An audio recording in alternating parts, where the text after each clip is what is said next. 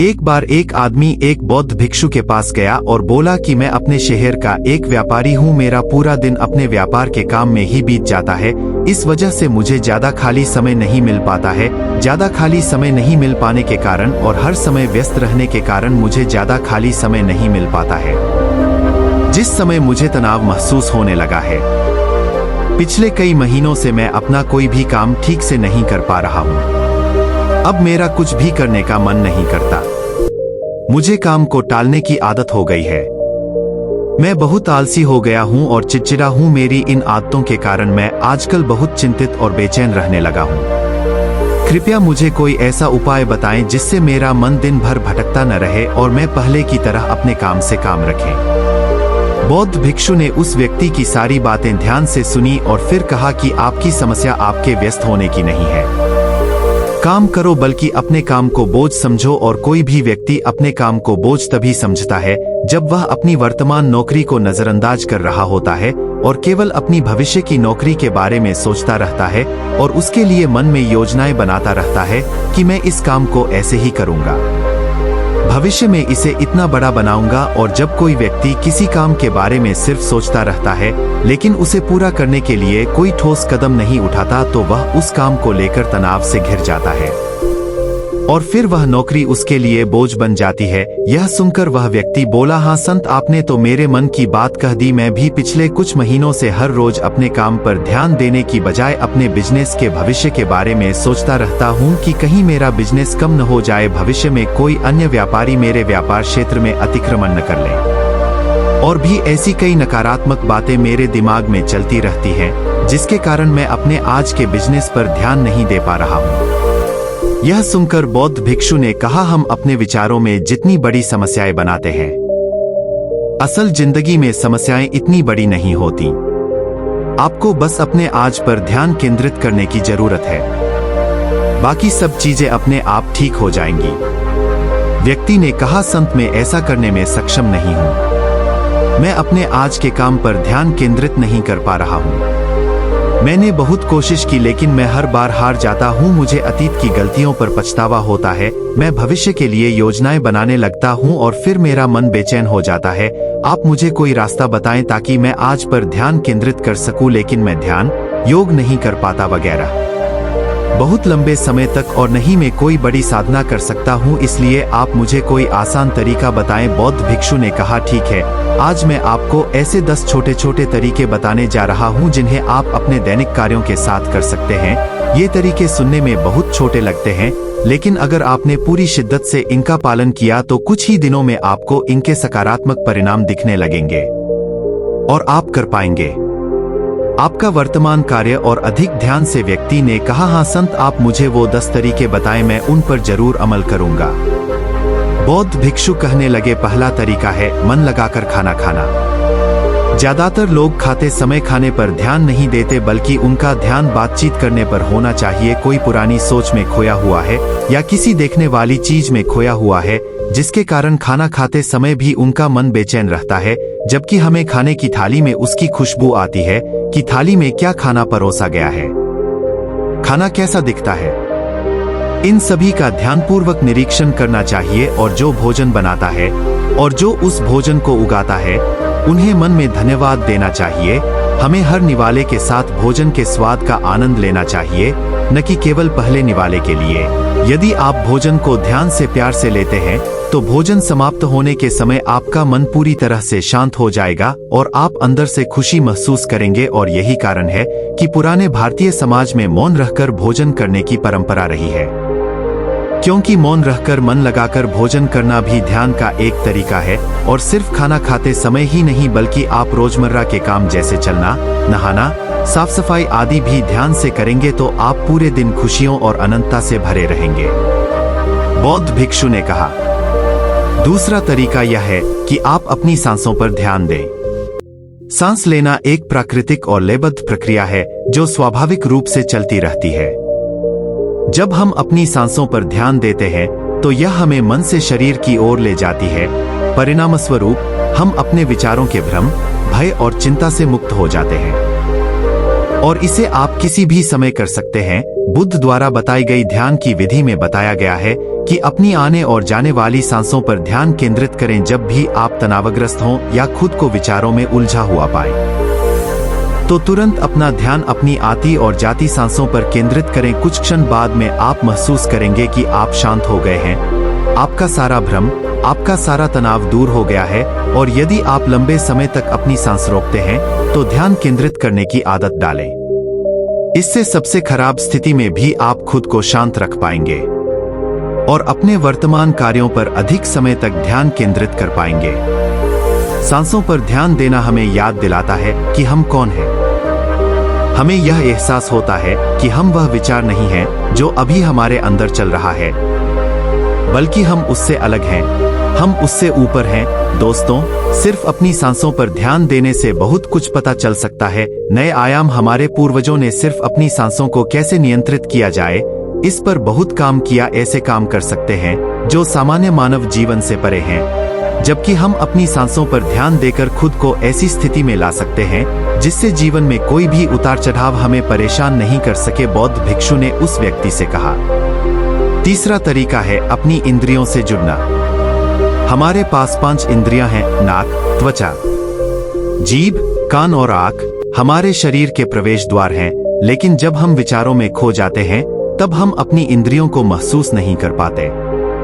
हमारे आसपास क्या हो रहा है, गंध कैसी है, क्या आवाजें आ रही हैं, जब तक ये सभी चीजें इतनी मजबूत न हो जाएं कि हमारा ध्यान अपनी ओर खींच ले, हम बस बेहोशी में जीते रहते हैं।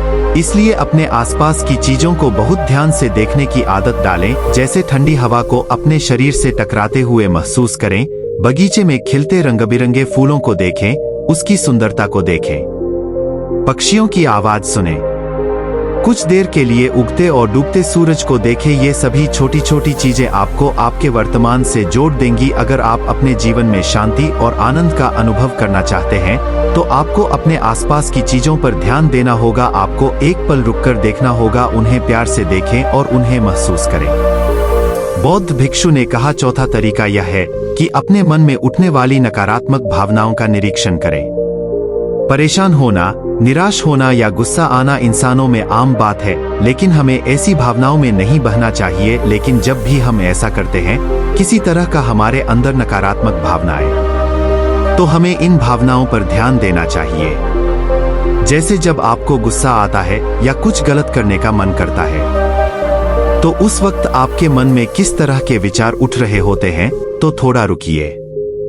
थोड़ी देर में आपको लगेगा कि आप वो विचार नहीं हैं, आप उनसे अलग हैं। आप उन्हें देखते रहेंगे और थोड़ी देर में वो सारे नकारात्मक विचार गायब हो जाएंगे। और अगर आप हर बार ऐसा करते हैं तो आप अपनी भावनाओं पर नियंत्रण करना सीख जाएंगे। बौद्ध भिक्षु ने 5वां तरीका बताया, अपने मन में आने वाले हर विचार पर भरोसा न करें। हमारा दिमाग हर समय अनुमान और धारणाएं बनाता रहता है जो हर बार की तरह सच नहीं होंगी।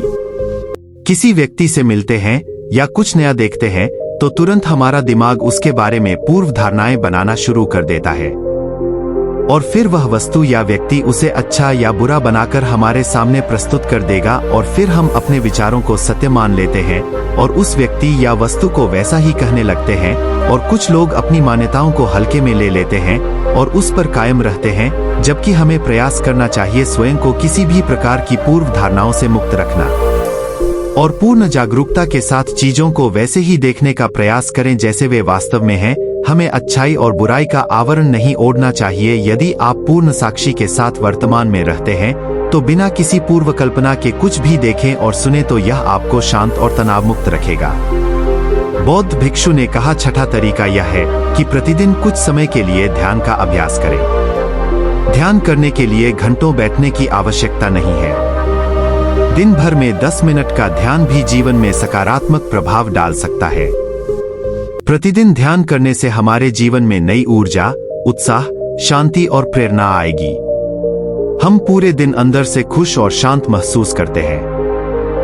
रोजाना ध्यान करने से आप स्वाभाविक रूप से वर्तमान क्षण में जीना सीखते हैं। बौद्ध भिक्षु ने कहा, 7वां तरीका यह है कि आपके पास जो कुछ भी है उसके लिए आभारी रहें। जीवन में खुशी लाने का सबसे आसान तरीका है धन्यवाद नहीं बल्कि आभार व्यक्त करना। केवल वही चीजें हमारे पास होती हैं जो हमें वास्तविक आनंद देती हैं, लेकिन जो हम पाना चाहते हैं हम उसे पाने का रास्ता भी देखना शुरू कर देते हैं। क्योंकि कृतज्ञता से भरा हृदय समस्याओं पर नहीं बल्कि समाधानों पर ध्यान केंद्रित करता है। आपके पास जो कुछ भी है उसके लिए अदृश्य सार्वभौमिक शक्ति को धन्यवाद देने से आपका जीवन जादुई रूप से बदल सकता है। आपको यह सोचना चाहिए कि आप कितने भाग्यशाली हैं कि आपके पास एक निश्चित चीज है।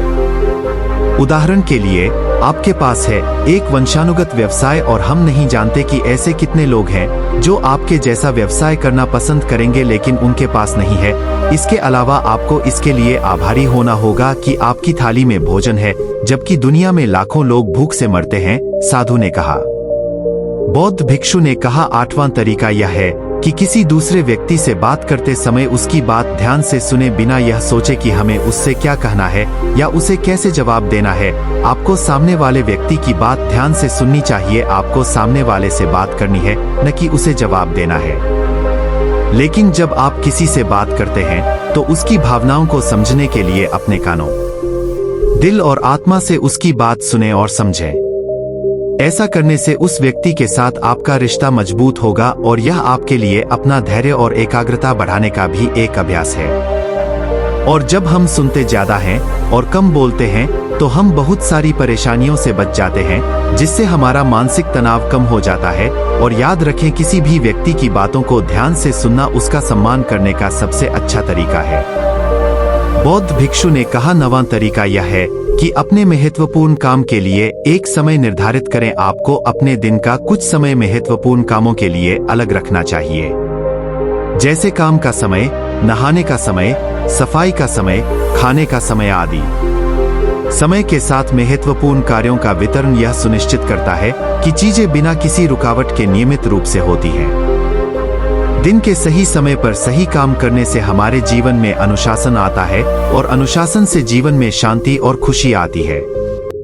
बौद्ध भिक्षु ने 10वां और आखिरी तरीका बताया कि जब भी आप कुछ करें तो अपनी रोजमर्रा की गतिविधियों में जागरूकता लाने का प्रयास करें, इसलिए उसे वर्तमान में करने का प्रयास करें। हर बार आपका दिमाग अपने ही ख्यालों में खोया रहता है, लेकिन आपको खुद को वर्तमान में वापस लाना होगा और आपको इसे हर बार तब तक करना है जब तक यह आपकी आदत न बन जाए। और साथ ही आप यह देखने की कोशिश करें कि उस काम को करते समय आपके अंदर किस तरह के विचार उठ रहे हैं। यह छोटा सा व्यायाम आपको वर्तमान में जीने में मदद करेगा। भिक्षु आगे कहा, शांति और आनंद कोई घटना नहीं है, बल्कि यह एक प्रक्रिया है जो हमारे जीवन के साथ चलती है, अगर हम सचेत होकर जीना सीख लें। इतना कहकर बौद्ध भिक्षु चुप हो गए और व्यापारी उसे धन्यवाद देकर चला गया।